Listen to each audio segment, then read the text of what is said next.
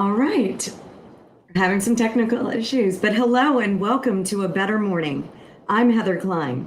We debate the trending topics in sports from a sports betting point of view.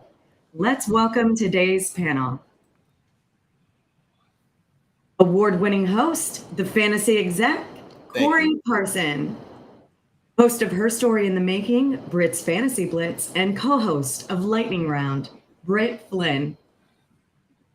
Fantasy Alarm lead NFL analyst and host of Fantasy Fiasco, Andrew Coop Cooper. Hey everyone, how's it going? Hey, what up? Morning, what up? gang. It's going good. Hard to start my morning without that music, though, Heather. I know. I don't know what just happened. I'm so sorry. It gets us all hype, right? Yeah, gonna have to have Corey sing something for us. Corey, what do you got, brother? I don't think you want me singing. You know what I'm saying? One little ditty to start us I'm off. not sure. He has the gift of gab, but I'm not sure if Corey has the vocal cords of like a Luther Vandross of a Britt Flynn.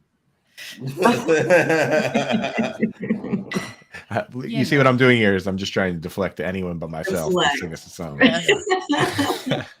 You're a master at that. Best. All right, let's just get it started. Franchise tag running backs Saquon Barkley, Josh Jacobs, and Tony Pollard were unable to reach long-term contracts prior to the Monday deadline.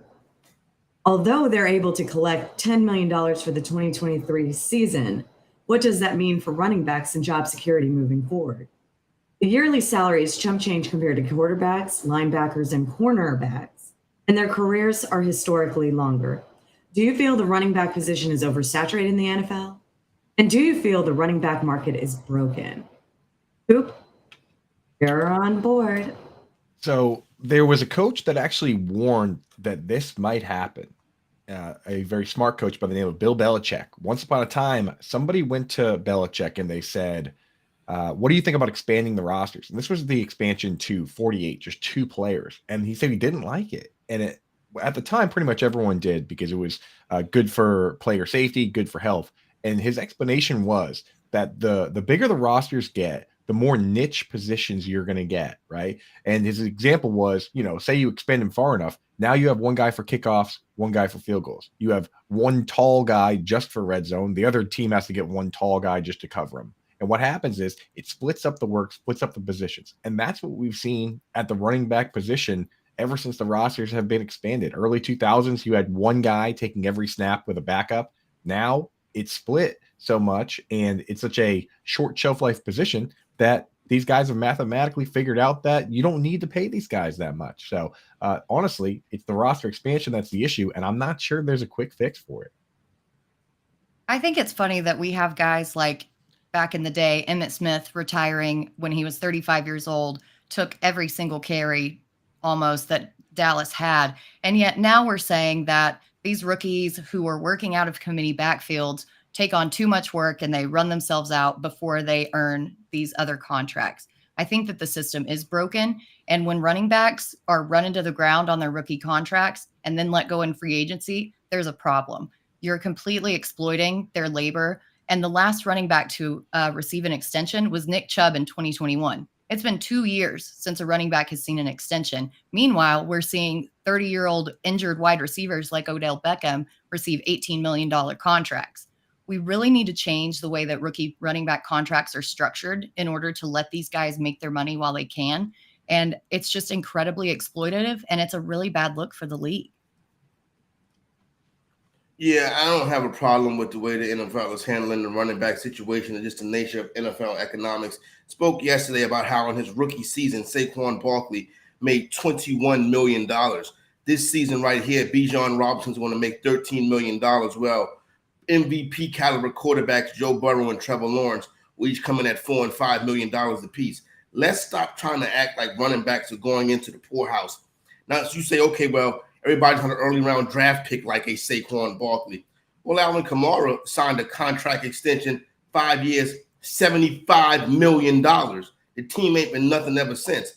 Who else? Let's go to Austin Eckler, undrafted free agent. He signed a $25 million extension with $15 million in guaranteed money. Listen, everybody wants to get on social media and play the victim. if you've really got a problem with these running backs with their salary, don't go to social media. Go to your players union and go to DeMaurice Smith. Now, Smith is nothing but a shill for the NFL, not really a good runner of the Players Association, but this idea that running backs are oppressed because of their salary is absolutely ridiculous. You got 3 running backs, got franchise tag this year. They're about to make $10 million a season. One of them was even, come on, doesn't make any sense right now. So let's calm down the hyperbole with this running backs are not getting paid properly. So I don't think that it's a hyperbole at all. And yes, the solution would be to go to your players union and your players association, but the next arbitration doesn't occur until 2030. That's 7 years. I mean, these players will be well out of the league at that point in time. There's so much more to be done, and people are going to stop playing running back. The product is going to dilute. I think that it is. The product of the NFL is going to be diluted because people are going to realize that they're not going to be able to get a fair wage in comparison to other players.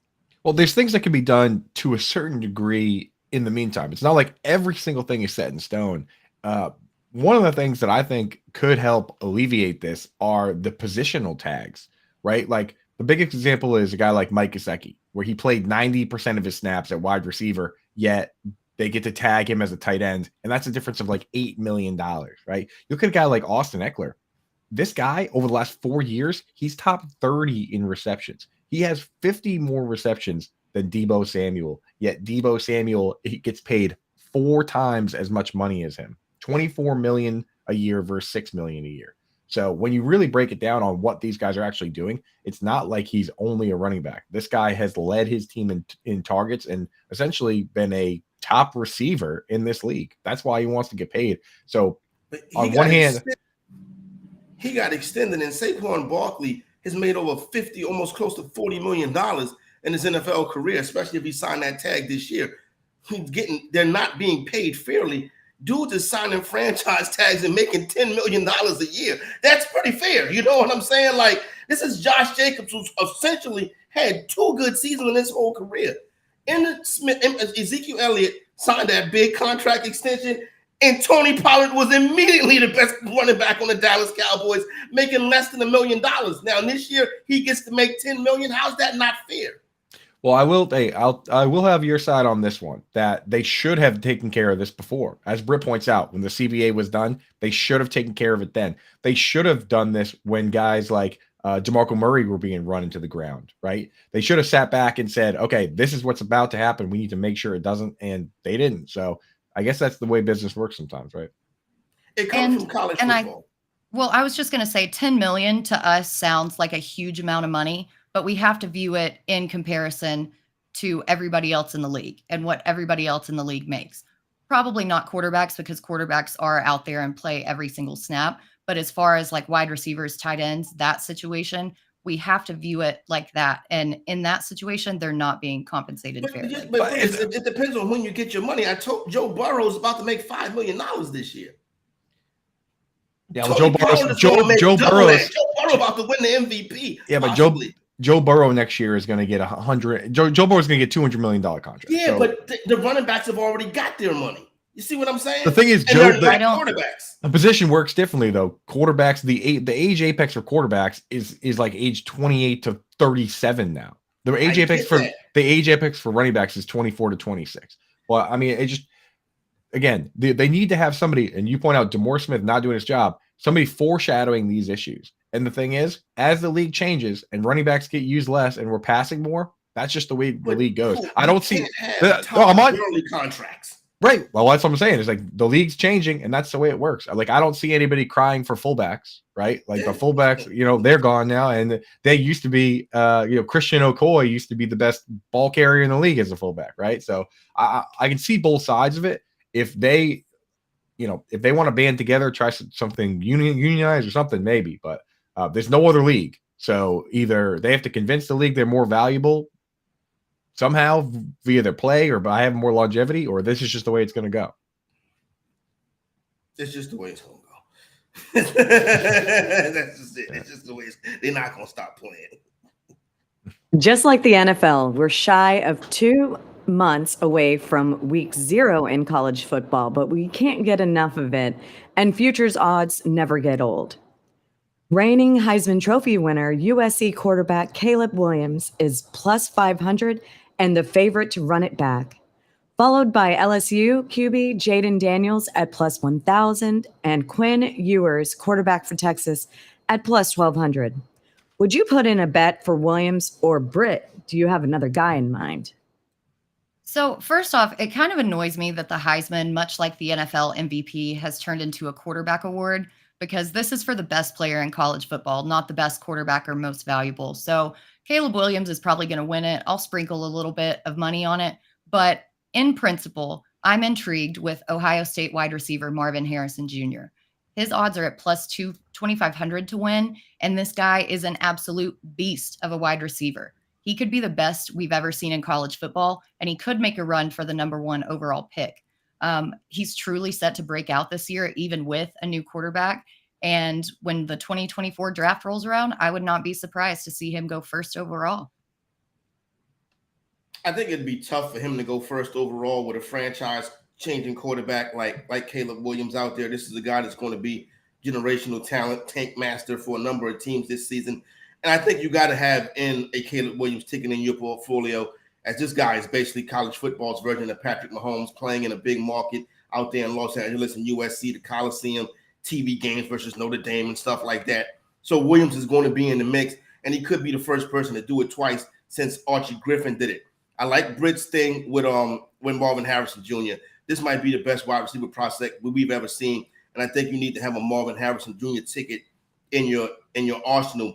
But I'm going to go with Jaden Daniels, LSU quarterback. I think LSU is getting ready for an historic season. I think if that one loss is at Tuscaloosa, Jaden Daniels will give Caleb Williams a run for his money.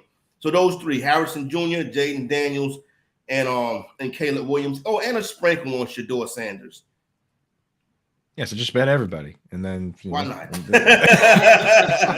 Well, I'll tell you the truth. My policy on the Heisman Trophy, especially in recent years, has been to do the opposite. I not even virtually, I have never bet on the Heisman Trophy, especially when we live in the age of business decisions.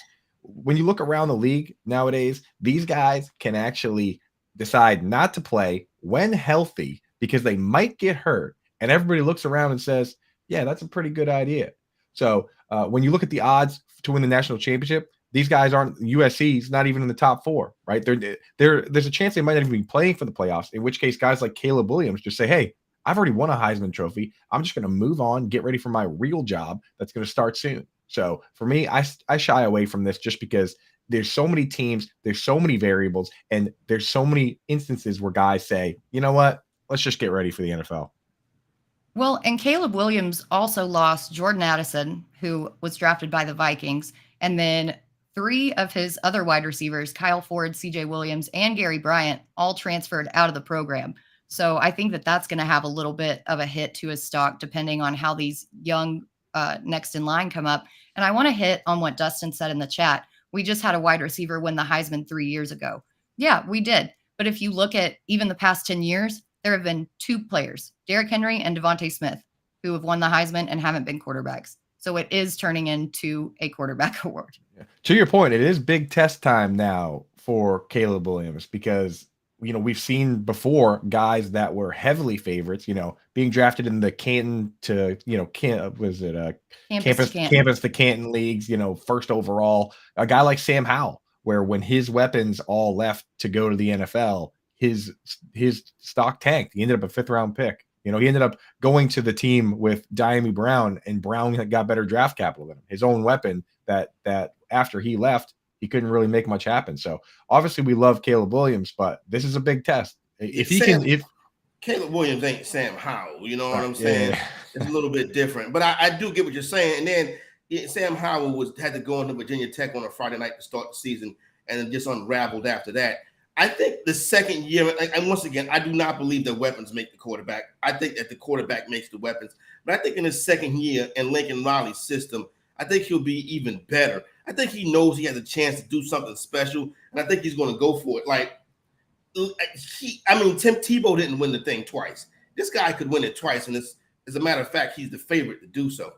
Yeah. I mean, if that's the thing, that's a beautiful thing about the test. You got to love having it, especially if you're going to be the guy picking at one. Because if this guy can do it with entirely different weapons, now there's no qualms, right? Let me ask you this. I pose this question to both of y'all. Arizona Cardinals get the first pick of the draft. It's over for Kyler Murray, right? For sure. Has to be. New regime. Mic drop. There has been an influx of professional and retired athletes hosting entertaining podcasts like New Heights with the Kelsey Bros, I Am Athlete with B. Marsh, Pac-Man Jones, and Shady McCoy, and of course, the Pat McAfee Show. Which professional athlete, active or retired, would you like to see starting their own podcast? Corey, you're up. I think people that's out there now are doing a pretty good job, and I think it's fascinating to see guys like Paul George and Podcast P do his thing, you know what I'm saying? Not to mention the Pivot, you know what I'm saying? Ryan Clark and those dudes do a fantastic job in the Raw Room, and you're really seeing, you know, some talented, you know, professional athletes who are doing very good in the broadcast realm. But it's time to fire up the microphone for the showstopper. Antonio Brown podcast would be everything that we need in American journalism right now. My man AB dishing on what's going on in the NFL, sharing all of his secrets, talking about all of his time and crazy stories. He's going to need a co-host to keep him in track, but Antonio Brown is the podcast that we all need. Shout out to my man AB84, AB forever. Oh my, that would be a nightmare. I got the perfect co-host guest for him, Bill Belichick. That'd be awesome. Yeah, Bill Belichick just grunts a couple times, then Antonio Brown does a rap song. That's the show. Now, I got a guy right here that everybody loves. Honestly, while he's in the league, the policy for Hard Knocks should be whatever team this guy plays for, they just go and follow him around. And that guy is Jamal Williams. This guy is electric. I mean, what other player after a rain game compared himself to SpongeBob, right? This guy, he's not afraid to cry on camera. He's not afraid to talk about his real passions, things like, you know, cartoons and anime that other guys are embarrassed to talk about. There's nobody I think would be more open, more funny than Jamal Williams, and he also has an amazing accent. So get that guy behind a microphone immediately. And not only is he not afraid to cry, he's not afraid to switch moods and personalities like that. Like, it's wonderful. But Coop, I can't believe that you didn't pick Rob Gronkowski. I think he would be an absolute gem on a podcast. He's delivered some of the best sound bites ever when he's been mic'd up, saying that he doesn't watch film, saying that O-linemen are just sexy, and giggling all over the place. Like, I think he would be a great watch. He doesn't take himself seriously. He fully embraces his big, goofy personality. And his family already has a podcast because he comes from a family of super athletes, so he's already got it in. Branching out on his own would be perfect for him. And the ones he's guested on have been hilarious. And I need more Gronk in my life. Gronk, dude. The Gronk one would be perfect, but sometimes I'm watching him and I'm like, this guy cannot be a real person. Did you ever see the clip of him with Scott Zolak, former Patriots quarterback, talking about his favorite superpower? Zolak asked Gronk what his favorite superpower would be, and Gronk's like, you know, I'd pick like a time machine. And Zolak's like, oh yeah? He's like, yeah, I'd do time machine so I could just be like, snap, and I would just be in Florida right now. And Zolak's like, you mean like a transporter then? And Gronk's like, yeah, not a time machine. Gronk's like, yeah, is that a superpower? And Zolak like, sure, dude. Like, this guy, man. You wonder what goes on in his brain. He's missing The something. Splash Brothers would be cool. Steph Curry and Klay Thompson, you know what I'm saying? Obviously, their championship history and stuff like that. You know, just coming into the league and being friends and going through that, I think would be pretty cool as well. And listen, and Rob Gronkowski, that's not a bad idea right there either. But yeah. I think it's interesting to see a different perspective from the athletes. You know what I'm saying? And I think they make the other athletes more comfortable. Interesting to see who replaces Shannon Sharp. I think it's going to be LaShawn McCoy, which I would love that. You know, I'll tell you this, Corey. You mentioned Paul George's podcast. Man, he is unbelievable. Why is that podcast so good? He's a natural broadcaster. He's the best. It's amazing. Yeah, I would have never thought that. You know what I'm saying? Yeah, he's awesome, man. Maybe you know what would be cool from a basketball perspective is maybe some of these guys like Goran Dragic or these dudes get together and talk about the European game, maybe grow the game a little bit in that way, dude. Because to be Luka. honest, Luka, yeah, like Luka, Jokic, like those guys, and grow the game that way. Because to be honest, like I don't know if we need another basketball podcast outside That's of Paul George's. Paul George's is awesome. But somebody get Antonio Brown in the podcast video. You know what I'm saying? Yeah, let's see if he'll come on the show. I would say I want to add one thing to a basketball podcast. I want Shaq on a podcast to explain the gas situation. I really want to know. Thing is crazy. I really want to know how that works, and I would love like an extrapolated explanation of how, in his mind, the gas situation works. You know, Britt, it's crazy because sometimes I ride past the gas station, I'll be like on half. And I'd be like, well, let me throw $20 in here just in case. You know what I'm saying? The Shaq thing is right. Do you think Gronk is really like that, for lack of better words, dumb? I mean, look at Jessica Simpson, right? When she was in a reality show, she looked like in the whole tuna chicken of the sea business. I feel like she plays the role because she's actually very smart and very talented and very accomplished. But Gronk, I don't know. There's different flavors of dumb, Heather. There's different flavors of dumb. There's I mean, you can be very smart in certain things, and other things you can be a golden retriever, which I think Gronk to a certain degree is a little bit of both. And I think that makes for a great person and probably a great podcast too, if he wants to do it. Absolutely. I thought that was a great idea. And there's also Richard Sherman possibly in the mix for Undisputed as well. I kind of like the Shady McCoy better than Richard Sherman, to be honest. The thing with Richard Sherman, I mean, I think they would be trying to relive that fight from back in the day between Skip and Richard Sherman every day. So I don't know. How long does that last, right? Exactly. I would listen, if I was Skip, listen, I'm gonna tell Skip Bayless what to do. He make plenty of money on TV. He know what he's doing. Right. But I think Max Kellerman would be good with Skip. Yeah, but it's just as Max Kellerman want to live. Max Kellerman's a New York guy. I'm not sure he wants to live true, in Los Angeles. Yeah, Kellerman and McCoy, two guys definitely not afraid to say what they're thinking. And Skip needs to be, called out sometimes, and he needs someone like that. I mean, look at Shannon; they had that relationship for several years. So, but let's move on. Now it's time for Dealer's Choice. Give us your bet of the day. It can be on any topic and any sport. Coop, what you got?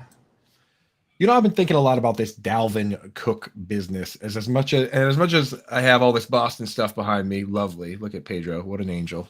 I don't think that it's actually a good fit, and I don't think it's going to make sense for him to go to the Patriots. And I also don't think that the Dolphins are in a position to make that move. I am actually, the more I think about it, the New York Jets at plus 400 to land Dalvin Cook makes all the sense in the world. It's the exact spot where if he lands there, we'd all turn around and say, oh, that makes sense, because Breece Hall's coming off the ACL injury. Aaron Rodgers is a hired gun at the age of 39 to come in and try and win in such a short window that why leave anything to chance with guys like Michael Carter and Bam Knight and Izzy Abanikanda. If you need to use those guys, just go out and shore things up by bringing in Dalvin Cook and try and win right this moment. Yeah, I'm sure that your Ramondre Stevenson Patriots fandom had nothing to do with that pick, Coop. But speaking of fandom, I'm going to go Dodgers and Orioles over 9 total runs at -110. In last night's game, there were 13 total runs scored, and the Dodgers smashed the O's into pieces. Tonight, you've got Julio Urias on the mound for the Dodgers, and he's been a little shaky since returning from injury.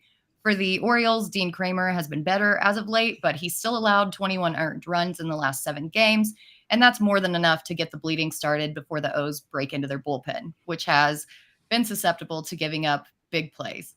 These two teams are some of the hottest offenses in baseball, with the Dodgers ranking 3rd and the O's ranking 8th in total offense. So I think that they hit this very easily. All right.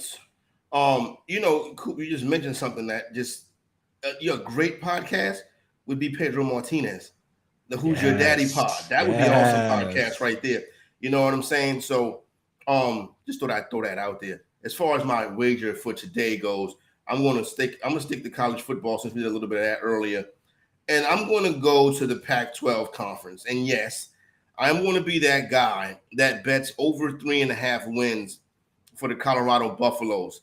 I think the 4 wins are Nebraska, Colorado State, Arizona, and Oregon State, and maybe a fifth one with Stanford. I do think Prime is going to get the program rolling at some point. Could be tough this year to make a bowl game, even though I predicted they would, and people are going to hold me to that. But I'll take over 3. Listen, it opened up to 2.5, so they have really low expectations. But I'll take over 3.5 for Coach Prime out there in Buffalo. So I got to ask you then, Corey, I mean, no one ever can truly say they agree with what everyone does, but do you like his approach? Do you like his approach basically showing up and saying, hey, I'm bringing my own people, you guys, you better work on your transfer, you better get in that portal and find yourself a place to play? Like, do you like the way that he has approached things so far? I think it came across kind of brash at first. A lot of people were not expecting that, but this is the deal. He went somewhere and won. See what I'm saying? Like, when Eric Bieniemy was trying all these years to get a head coaching job, people said, why don't you just go to college? And he said, no, I'm a pro coach. And he's still waiting. Well, Deion, he actually went to Jackson State. He said, we're not ready to coach Power 5 ball yet. So he went to Jackson State and he won. So as long as you're winning, I got to go with your approach. I don't have a problem with it. Colorado was so bad last season. I don't think that they had anybody on that roster. Exactly. And it sucks because at the end of the day, these are college kids and they are there just trying to get an education and play a sport that they love. But with a coach like Prime, I mean, you can't expect him to come in there and accept subpar performance. Yeah. And that's the thing with the early coaching, especially I just feel like it's high risk, high reward when you have a shtick like that, because Nick Saban's biggest thing is the recruiting wave never stops hitting the beach, right? Like it's nonstop with him. And it's almost a disappointment, kind of like in college basketball day, like, the Calipari days, if guys don't go to the NFL after 3 years, because you have a logjam there. So he needs to keep it rolling. He needs to hit that over this year so that the guys keep knocking on the door and it keeps building. But Corey, I can see it though, But no, listen, you make a good point. If he fails, he's going to fail miserably. But if he hits, he'll be in the SEC in 2 years. Like, he's not going to be long for Colorado.